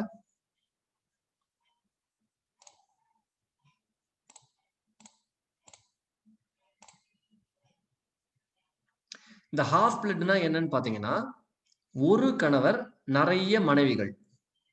இந்த நம்ம வழக்கு மொழியில சொல்லும்போது பப்பாட்டி எல்லாம் வச்சுட்டு இருக்காரு அப்படின்ற மாதிரி சொல்லுவாங்க இல்லையா, அந்த மாதிரி. ஆனா மனைவின்ற ஸ்தானத்துல வைக்கிறாரு, திருமணமே செய்து கொள்கிறாருன்னு கூட வச்சுக்கலாம். நம்ம இது புரிதலுக்காக சொல்றேன், சட்டத்துல வந்து திருமணம் செய்திருக்காருன்னு சொல்லல. Different wife through different women, அவ்வளவுதான். ஒரே கணவர் இருக்காரு, அவருக்கு நிறைய மனைவிகள் இருக்காங்க அல்லது நிறைய பெண்கள் இருக்காங்க.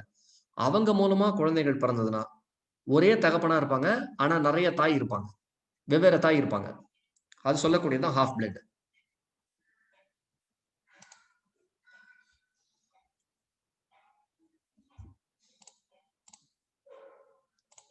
Okay Savitri madam, I think you got clear. Okay, அதே மாதிரி தயவு செஞ்சு கேள்விகள் கேட்கும்போது நீங்க வந்து எந்த மொழியில வேணும்னு சொல்லிட்டீங்கன்னா நான் அதுலயே உங்களுக்கு விளக்கம் சொல்லுவேன், உங்களுக்கு புரியும், வசதியா இருக்கும். ஏன்னா நான் ரெண்டுத்திலையும் சொல்ல வேண்டியதாகுது, உங்களுக்கு எந்த மொழி வந்து உங்களுக்கு சுலபமா இருக்கும்னு எனக்கு புரிஞ்சுக்க முடியல, அதனாலதான். If no other question, then I can proceed with the next chapter. யாருக்கும் இந்த கேள்விகள் எல்லாம் நான் அடுத்த சாப்டர் ப்ரொசீட் பண்ணுறேன்.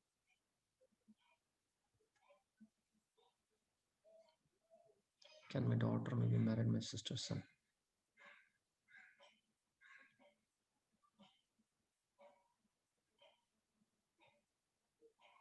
அதான் மேடம், இது என்னன்னு கேட்டீங்கன்னா, சப்பிண்டா ரிலேஷன்ஷிப் உள்ள வந்துட்டாலே மங்கை கரசு அவங்களுக்கு பதில் கொடுத்துட்டு இருக்கேன். சப்பிண்டால வந்துட்டாங்கனாலே அல்லது ப்ராஹிபிட்டட் ரிலேஷன்ஷிப் உள்ள வந்துட்டாலே அவங்க வந்து திருமணமே செய்ய முடியாது. சிஸ்டர்ஸ் சன் அதெல்லாமே வராது. அதான் நான் ஏற்கனவே சொன்னது, உலக விளக்கத்தோடய உங்களுக்கு நான் சொன்னேன். நீங்க கவனிச்சிக்கலாம் தெரியல, நீங்க கேட்ட கேள்விக்கே பதில் நேரடியாவே சொல்லியிருந்தேன் விளக்கி சொல்லும் போது. உங்களுக்கு இதுக்கு வந்து பதில் வந்து பண்ண முடியாது. Any other doubts?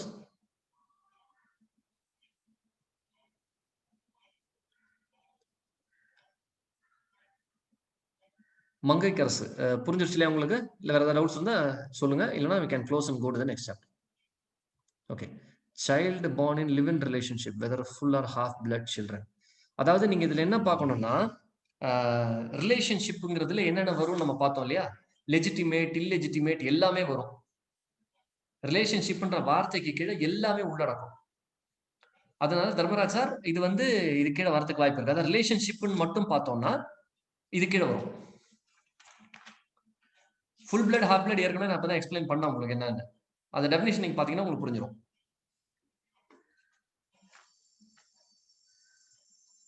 ஒரு கணவன் பல மனைவிகள் அப்படின்றது. அதே மாதிரி பல கணவர்கள் ஒரு மனைவி, இது யூட்ரின் யூட்ரஸ்.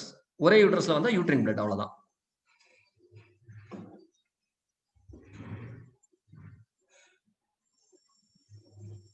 நீங்க கேட்டிருக்க கேள்வியில லிவ் இன் ரிலேஷன்ஷிப்னா அவங்களுக்கு எத்தனை கணவர்கள் இருக்கு, எத்தனை மனைவிகள் இருக்குங்கிறது நமக்கு தெரியாது. நீங்க கேட்கிற கேள்வி வந்து பொதுவா இருக்கு தர்மராஜ் சார். அதனால ஒரு குறிப்பிட்டு ஒரு நபர் வந்து ஒரு ஆண் இருக்கார், ஏற்கனவே திருமணமானவர், இன்னொரு பெண்ணோட இருக்காருன்னா அது வேற விஷயம். அதே ஒரு பெண் வந்து இன்னொரு ஆணோட இருக்காங்கன்னு சொன்னா அது வேற விஷயம். ரெண்டுமே மாறும், அந்த சூழ்நிலைக்கு ஏற்றபடிதான் அது வரும். Sir, this Kasi is why different under Hindu law. விகேஎல்னு யாரோ ஒருத்தர் கேட்டிருக்கீங்க, எனக்கு கேள்வி புரியல. This Kasi's wife defined under Hindu law. புரியல என்ன கேள்வி கேக்குறீங்கன்னு. Maybe he's asking the word wife, is it defined in Hindu law? Who is wife? இல்ல இந்த பர்టిక్యులர் டெஃபினிஷன்ல வந்து இல்ல, பட் இருக்கு, ஒய்ஃபுக்குன்னு உண்டான டெஃபினிஷன் இருக்கு. அது when subsequent classes comes will let you know. இப்போ இந்த டெஃபினிஷன் இப்போ நம்ம எடுத்தது வரைக்கும் இது இல்ல. Definition class la இல்ல. Sorry to interrupt, sir. Can we proceed, sir? Okay, fine. Okay, we'll fine. Proceed to next chapter, sir. Thank you, sir. Thank you. Okay, fine. Okay, thank you. Annamalai sir, ஏன்னா Annamalai sir உங்களுக்கு நான் ஒரு explanation கொடுக்கணும். என்னன்னு கேட்டீங்கன்னா, பொதுவாகவே டிஜி எக்ஸாமுக்கு இது எந்த பிரிவில் வந்திருக்குன்னு கேள்வி அவங்க கேட்கறதே கிடையாது. நீங்க எந்த டிஜி எக்ஸாம் எந்த ஸ்டேட்ல எடுத்து பார்த்தாலும் இந்த கொஸ்டினுக்கு என்ன ஆன்சர்னு கேட்கறது கிடையாது. அதனால ஒவ்வொரு பிரிவையும் இன்டெப்தா புரிஞ்சுக்க வேண்டியது கட்டாயம். 11th ஹவரா இருந்தாலும் நீங்க அப்படிதான் புரிஞ்சுக்கணும், வேற வழி ஆப்ஷனே கிடையாது நம்மளுக்கு டிஜி எக்ஸாம் எழுதுறதுனால. இதே சிஜி எக்ஸாமுக்கு பாத்தீங்கன்னா இது எந்த பிரிவுல வந்திருக்குன்னு டைரக்டா கூட கேள்வி வரும். அதனால புரிய வைக்கிறதுக்காக நான் முயற்சி பண்றேன். அதனால கேள்விகள் ரொம்ப பதில் சொல்லி தான் ஆகணும். நான் முடிஞ்ச அளவுக்கு எவ்வளவு ஃபாஸ்டா எடுக்க முடியுமோ எடுக்க முயற்சி பண்றேன். Thank you Annamalai sir. Thank you for your suggestion.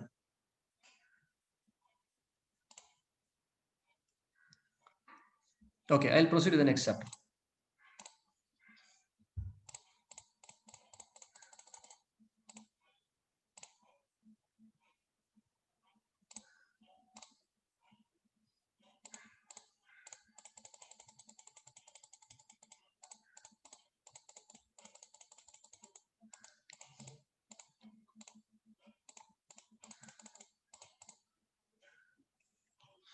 சரி, இப்போ அடுத்தது நம்ம ரெண்டாவது சாப்டர் பார்த்தோம் அப்படின்னு சொன்னா, now let us move to the second chapter, Hindu marriages.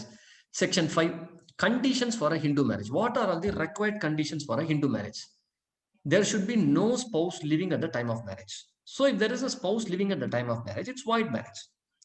So spouse in the sense like if a person is going to get married or if a male is going to get married, he should not have a wife already living. If a lady is going to get married, she should not have a husband at the time of marriage, existing or living. If that is the case, then it is a void marriage. Of course, we'll be seeing what is void marriage and void double marriage at a later stage. At the time of marriage, if a person is incapable of giving valid consent, if a person is unsound mind, if a person is of unsound mind, he obviously cannot give a valid consent. We all know this. In that case, it's not a valid marriage. So that will not fulfill the condition. So a person, if he is unfit for marriage and procreation of children due to mental disorder, if a person has a mental disorder and he is not suitable for marriage and he cannot procreate children, it may be male or female, that is immaterial, but still they cannot procreate children, then that is also a condition. These conditions should not be there. That is the point. Recurrent attacks of insanity. If a person is insane, it should not be recurrent. That is very important.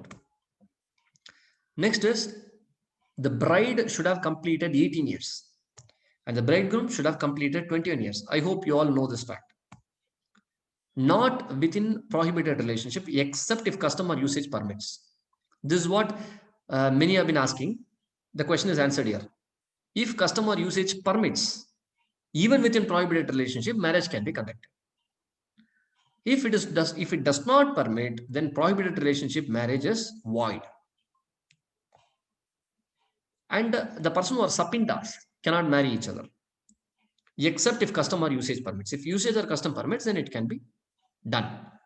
That is void marriage. Okay.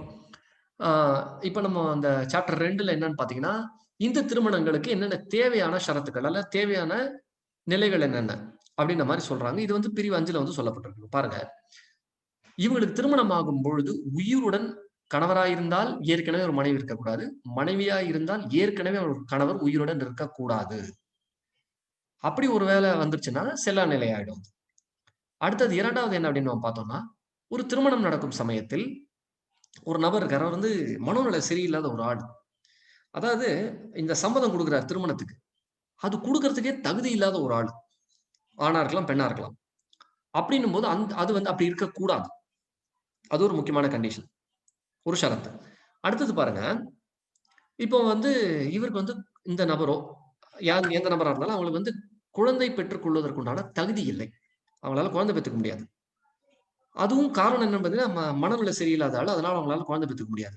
அதனால அவங்க வந்து திருமணத்துக்கு தகுதி இல்லாத ஒரு நபர். அப்படியாப்பட்ட ஒரு நிலை இருக்கக்கூடாது. அதே மாதிரி இன்சென்ட் மனநிலை பிறண்டு போகுது அப்படின்றாங்கல்ல, அந்த மாதிரி சூழ்நிலையில திரும்ப திரும்ப இருக்கக்கூடிய நபர், அதாவது இந்த நிமிஷம் நல்லா இருப்பாரு, அடுத்த நிமிஷம் பைத்தியம் மாதிரி பிஹேவ் பண்ணுவாரு, பைத்தியம் மாதிரி செயல்படுவாரு. இது மாதிரி திரும்ப திரும்ப திரும்ப திரும்ப வந்துட்டு இருக்க கூடாது. தொடர்ச்சியா இதே மாதிரி வந்துட்டு இருக்குன்னு வச்சுங்க. அப்படியாப்பட்ட நபர் வந்து திருமணத்துக்கு தகுதி இல்லாத ஒரு நபர். அடுத்தது, இப்ப வந்து பொண்ணா இருக்கு அப்படின்னு சொன்னா 18 வயசு நிரம்பி இருக்கணும். பையனா இருந்தா திருமணம் செய்து கொள்ளும் போது 21 வயசு நிரம்பி இருக்கணும். அதே மாதிரி தடை செய்யப்பட்ட உறவுகளுக்குள்ள இருக்கக்கூடாது. நம்ம ஏற்கனவே பார்த்தோம், சபிண்டா ரிலேஷன்ஷிப் எல்லாம் பார்த்தோம். அதுக்குள்ள வந்து வரக்கூடாது. இப்ப ஒருவேளை ஒரு வழக்கம் இருக்கு, அவங்களுக்குள்ள இந்த தடை செய்யப்பட்ட உறவுகளுக்குள்ளேயே திருமணம் செய்து கொள்ளலாம் அப்படின்னு ஒரு உரிமை வழங்கப்பட்டிருக்கிறது, அப்படின்னு ஒரு வழக்காறு இருக்கிறது, அப்படின்னு ஒரு வழக்கம் இருக்கிறது அப்படின்னு சொன்னா, அந்த சூழ்நிலையில இதை ஏற்றுக்கொள்ளலாம். அந்த சூழ்நிலையில் இது செல்லும் திருமணமாக மாறிவிடும். அதை யார் நிரூபிக்கணும்னு பாத்தீங்கன்னா, யார் இது செல்லும்னு சொல்றாங்களோ அவங்க நிரூபிக்கணும். இப்ப அடுத்தது பாத்தீங்கன்னா சப்பிண்டாஸ், நம்ம ஏற்கனவே பார்த்தோம். யார் யாரெல்லாம் சப்பிண்டாவோ அவங்க கல்யாணம் பண்ணிக்க கூடாது.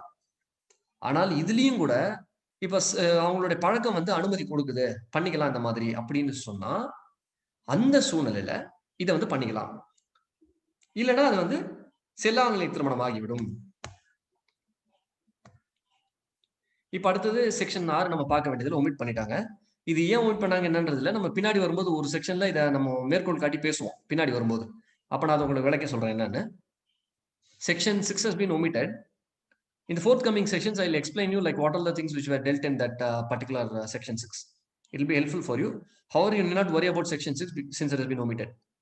However, things connected to that particular section 6 has been dealt with in the forthcoming sections. I'll explain you when the particular section comes. Okay. Now let us move to section 7. Ceremonies of Hindu marriage. This is very, very important. So, there are two people. Imagine one person is from city. Say, for example, the boy is from city. The female is from a remote mountainous area. So in that case, the marriage can be done according to the customs of the girl who is residing in the mountainous region, which is a remote area. They have their own customs. Imagine they are tribes who have been following all these things for a very long time. So the marriage can be conducted based on the customs or the ceremonies which are conducted by that girl or in their family or in their custom or system. Or they can do according to the custom followed by this boy who is from the city. He is a city cultured guy. And he can also get married either in the customary right of that girl or according to the customs of this boy. Because you all know, like each and every community has different sub-communities. Each and every sub-community will have sometimes even sub-community. And they will have their own ceremonies or their own customary rights. So all those can be clubbed. There is no problem, provided it is falling under the Hindu category. That is the only requirement. The next is, if customary or ceremonies include Saptapadi. This was asked as a question in the civil judge exam. I hope it is not in our state, in some other state, I believe I have seen this. So what they asked is whether Saptapadi is compulsory. That was the question. So if Saptapadi is included in the customary right or ceremony, then it is valid. For example, I am following a customary right for my marriage where the customary or the ceremony clearly says that I should have Saptapadi.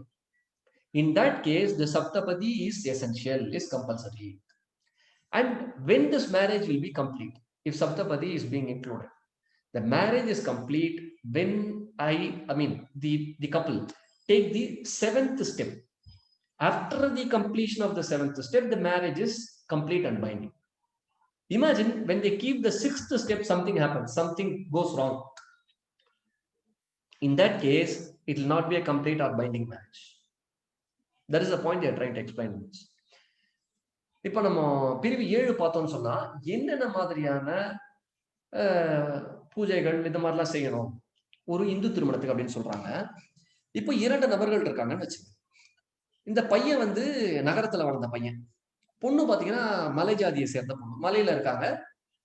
அவங்களுக்கு வந்து வேற ஒரு வகையா திருமணம் பண்றாங்க. இந்த நகரத்துல இருக்கிற பையன் வேற ஒரு வகையா திருமணம் பண்றாங்க. ஆனா 2 பேருமே வந்து இந்துஸ் தான், பிரச்சனை இல்லை. இப்போ அந்த பையன் வழியில என்னென்னலாம் பண்றாங்களோ அதை செஞ்சு திருமணம் பண்ணலாம். இல்ல அந்த பொண்ணு இருக்காங்க பாருங்க, மலை ஜாதியை சேர்ந்த பெண் இருக்காங்க பாருங்க, அவங்க என்னென்னலாம் பண்றாங்களோ அந்த செரிமனி, அந்த பூஜைகளோ இல்ல அந்த வழிமுறைகளோ கடைபிடித்து கூட நம்ம வந்து திருமணத்தை செய்யலாம் அப்படின்னு சொல்றாங்க. இது வந்து 7ல உட்பிரிவு 1. அடுத்தது 7 உட்பிரிவு 2 நம்ம பார்த்தோம் அப்படின்னு சொன்னா சப்தபதி அப்படின்னு ஒண்ணு இருக்கு. அதாவது 7 அடி எடுத்து வைப்பது. இது இவங்க உதாரணத்துக்கு இந்த நம்ம முன்னாடி பார்த்த உதாரணத்துல இந்த பொண்ணுடைய வழக்கத்தின் பிரகாரம், இந்த மலைஜாதி பெண்ணின் வழக்க பிரகாரம் சப்தபதி பண்ணணும்னு இருக்குது அவங்க வழக்க பிரகாரம். அப்படின்னு சொன்னா அது பிரகாரம் திருமணம் நடந்தது அப்படின்னு சொன்னா கட்டாயமா சப்தபதி பண்ணணும். அது எப்ப முடிவடையும்னா இந்த 7வது அடி எடுத்து வைக்கிறாங்க பாருங்க, அப்பதான் முடிவடையும். ஒருவேளை 6வது அடி எடுத்து வைக்கும்போது ஏதேனும் ஒரு பிரச்சனை ஆகி போச்சு, அதுக்கு மேல 7வது அடி எடுத்து வைக்க முடியல ஒன்னா அப்படின்ற சூழ்நிலை வந்தால் அப்போ இந்த திருமணம் முழுமை அடையாது. இது ஒரு முறை கேள்வியாகவும் கேட்டிருந்தாங்க, சப்தபதிங்கிறது கட்டாயமா அப்படின்னு பாத்தீங்கன்னா, நீங்க சப்தபதி இருக்கக்கூடிய ஒரு வழிவகையை நீங்க கடைபிடித்து அதுல சொல்லப்பட்டிருக்க விஷயங்களை செஞ்சீங்கன்னா அப்ப சப்தபதி கட்டாயம். இப்ப உதாரணத்துக்கு இந்த பையனை நம்ம பார்த்தோம்னா நகரத்துல வளர்ந்த பையன், இவங்க வழிவகை பிரகாரம் அதெல்லாம் கிடையாது, சப்தபதின்ற விவரமே கிடையாது இவங்களுக்கு. இப்ப இந்த பையனோட வழிவகை பிரகாரம் கல்யாணம் பண்ணாங்கன்னா சப்தபதி இல்லாததுனால சப்தபதி பிரச்சனையே கிடையாது, சாதாரணமாகவே வேலிடேட் ஆயிடும். சப்தபதி இருந்தால் 7வது அடி எடுத்து வச்சாதான் வேலிடு, சப்தபதி இல்லைன்னா 7வது அடி பிரச்சனையே கிடையாது, அவ்வளவுதான்.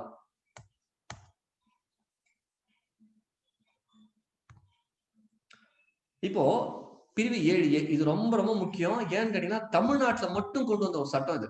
உங்க எல்லாருக்குமே தெரிஞ்சிருக்கும், இந்த 1968 இந்த பீரியட்ல நிறைய புரட்சிகள் ஏற்பட்டது. சீர்திருத்த கல்யாணங்கள், சுயமரியாதை கல்யாணங்கள் இதெல்லாம் நடந்தது.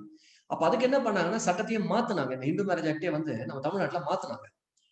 அது எந்த சட்டத்தின் கீழ் அப்படின்னு பாத்தீங்கன்னா தமிழ்நாடு ஆக்ட் 21 1967 பிரிவு 2 கீழே எண்ணிலிருந்து எஃபெக்ட்ல பாத்தீங்கன்னா 21/1968. பொதுவா இதுல கேள்வி கேட்கணும்னா நம்ம தமிழ்நாட்டுல கேட்டாதான் உண்டு இதுல இருந்து கேள்வி, அதனால வேற ஆப்ஷனே கிடையாது. அதனால இதுல கேட்கறதுக்கு உண்டான வாய்ப்புகள் இருக்கு. ஏன்னா தமிழ்நாட்டுக்கு மட்டுமே தனிப்பட்ட முறையில பொருந்தக்கூடிய ஒரு பிரிவு, ரொம்ப முக்கியம். அதனால கொஞ்சம் உன்னிப்பா பாத்துக்கிறது நல்லது. Now let us see section 7A. This is a special provision with respect to Suyamariyadai marriage and Seerthirutha marriage. That is a term which has been used. They have stipulated certain aspects during the regime in 1968. Various revolutions were brought in with respect to marriage and other aspects. The way the women are treated, the way marriage was conducted. So many revolutionary changes were brought in. And this particular change was brought in through Tamil Nadu Act 21 of 1967, Section 2, with effect from 21/1968. Now let us see what this section says. 7A1, subclass 1. So, under this particular way of marriage, they don't use the customary way of marriage. They don't conduct the ceremonies. So, this husband will say in a language which is understood by both the parties. For example, if both are belonging to, say, some Telugu community, if husband and wife both are of Telugu community, the boy and girl are of Telugu community, then this boy can say in Telugu that I take you as my wife, or the wife can say like I take you as my husband. Simple. It is done. Next, they can put garland, that is permitted. They can put a ring, that is also permitted. They can even tie a thali, that is also permitted. So putting a ring, garlanding, tying of thali, all are permitted, no problem. And in addition to this, they have to say in a language understood by both the parties that I take you as my wife, I take you as my husband. So this should also be there. This is 7A subclass 1. Now let us move to 7A subclass 2, subclass A. So all marriages which is done under this section after the commencement of this Amendment Act is valid. So what if it is done prior to this? What if the marriage is done prior to the Hindu Marriage Madras Amendment Act 1967? That should be a question. So this section applies to marriages conducted even prior to this act, prior to this Amendment Act. Even if they have conducted marriage according to this section, it is still valid, but again it is subject to subsection 3, which we'll be seeing later. So இப்ப இந்த 7A1 என்னன்னு பாத்தீங்கன்னா எப்படி இந்த திருமணத்தை பண்ணணும் அப்படின்னு பாத்தீங்கன்னா, 2 நபர்கள் இருக்காங்க, அவங்க திருமணம் செஞ்சுக்கிறாங்க. 2 பேருக்குமே ஒரு மொழி தெரியும்னு வச்சுக்கோங்க, பொதுவான ஒரு மொழி. சரி, ஒருத்தர் தமிழ் தெரிஞ்சாலும் ஒருத்தர் தெலுங்கு தெரிஞ்சாலும், இவருக்கு தமிழ் தெரியாது, அவங்களுக்கு தெலுங்கு தெரியாது அப்படின்னு வச்சுக்கோம். இப்ப அந்த சூழ்நிலை என்ன பண்ணலாம்னா ஆங்கிலம் 2 பேருக்கும் தெரியும்னு வச்சுக்கோம். அப்ப ஆங்கிலத்துல சொல்லலாம், நான் உன்னை என்னுடைய மனைவியாக ஏற்றுக்கொள்கிறேன், நான் உங்களை என்னுடைய கணவராக ஏற்றுக்கொள்கிறேன் இப்படின்னு சொன்னாலே போதுமானது, அவ்வளவுதான். அடுத்தது என்ன பண்ணலாம், ஒரு மாலையை போடலாம், இல்ல கையில ஒரு மோதிரம் போடுறோமா அதுவும் போட்டுக்கலாம், இல்ல தாலி கட்டுறோமா தாலியும் கட்டிக்கலாம், பிரச்சனையே கிடையாது. இது 3மே செய்யலாம். அடுத்தது 7A உட்பிரிவு 2, அதுல உட்பிரிவு A. இப்போ இந்த சட்டம் வந்த பிறகு, அதாவது இந்த Hindu marriage Madras amendment act 1967 கொண்டு வராங்க. அந்த சட்டம் வந்ததுக்கு அப்புறமா இந்த பிரிவின் கீழே எப்படியெல்லாம் திருமணம் பண்ணிருக்காங்களோ, எந்த மாதிரி திருமணம் எல்லாம் இந்த பிரிவின் கீழே பண்ணிருக்காங்களோ, இதுல சொல்லியிருக்க மாதிரி அது எல்லாமே செல்லும் சட்ட ரீதியா, பிரச்சனையே கிடையாது. சரி, ஒருவேளை இந்த அமெண்ட்மெண்ட் ஆக்ட் வரதுக்கு முன்னாடி, இந்த சட்டம் வருவதற்கு முன்னாடி ஒரு திருமணம் இதுல சொல்லியிருக்க மாதிரி நடந்ததுதான் என்ன ஆகும் அப்படின்னு பாத்தீங்கன்னா, அதுவும் செல்லும். ஆனா உட்பிரிவு 3ல சொல்லப்பட்டிருக்க விஷயங்களுக்கு உட்பட்டு செல்லும் அப்படின்னு சொல்றாங்க. இப்ப அது என்னங்கிறத நம்ம பார்க்கலாம். இப்போ 7A subclause 3. Nothing in the section shall be deemed to invalidate any marriage under section 7A 2B before the commencement of the Hindu Marriage Act.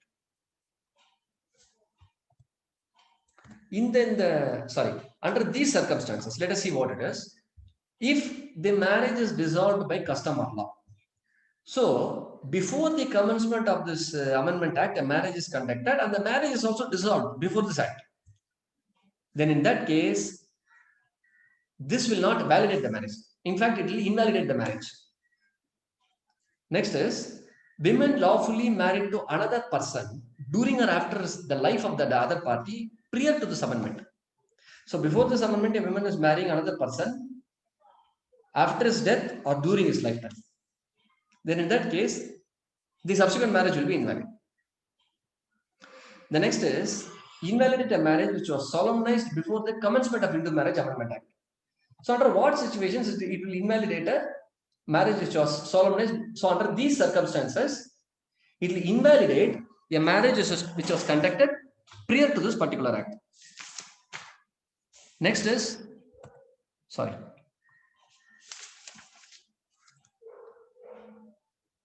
excuse me, just have some water.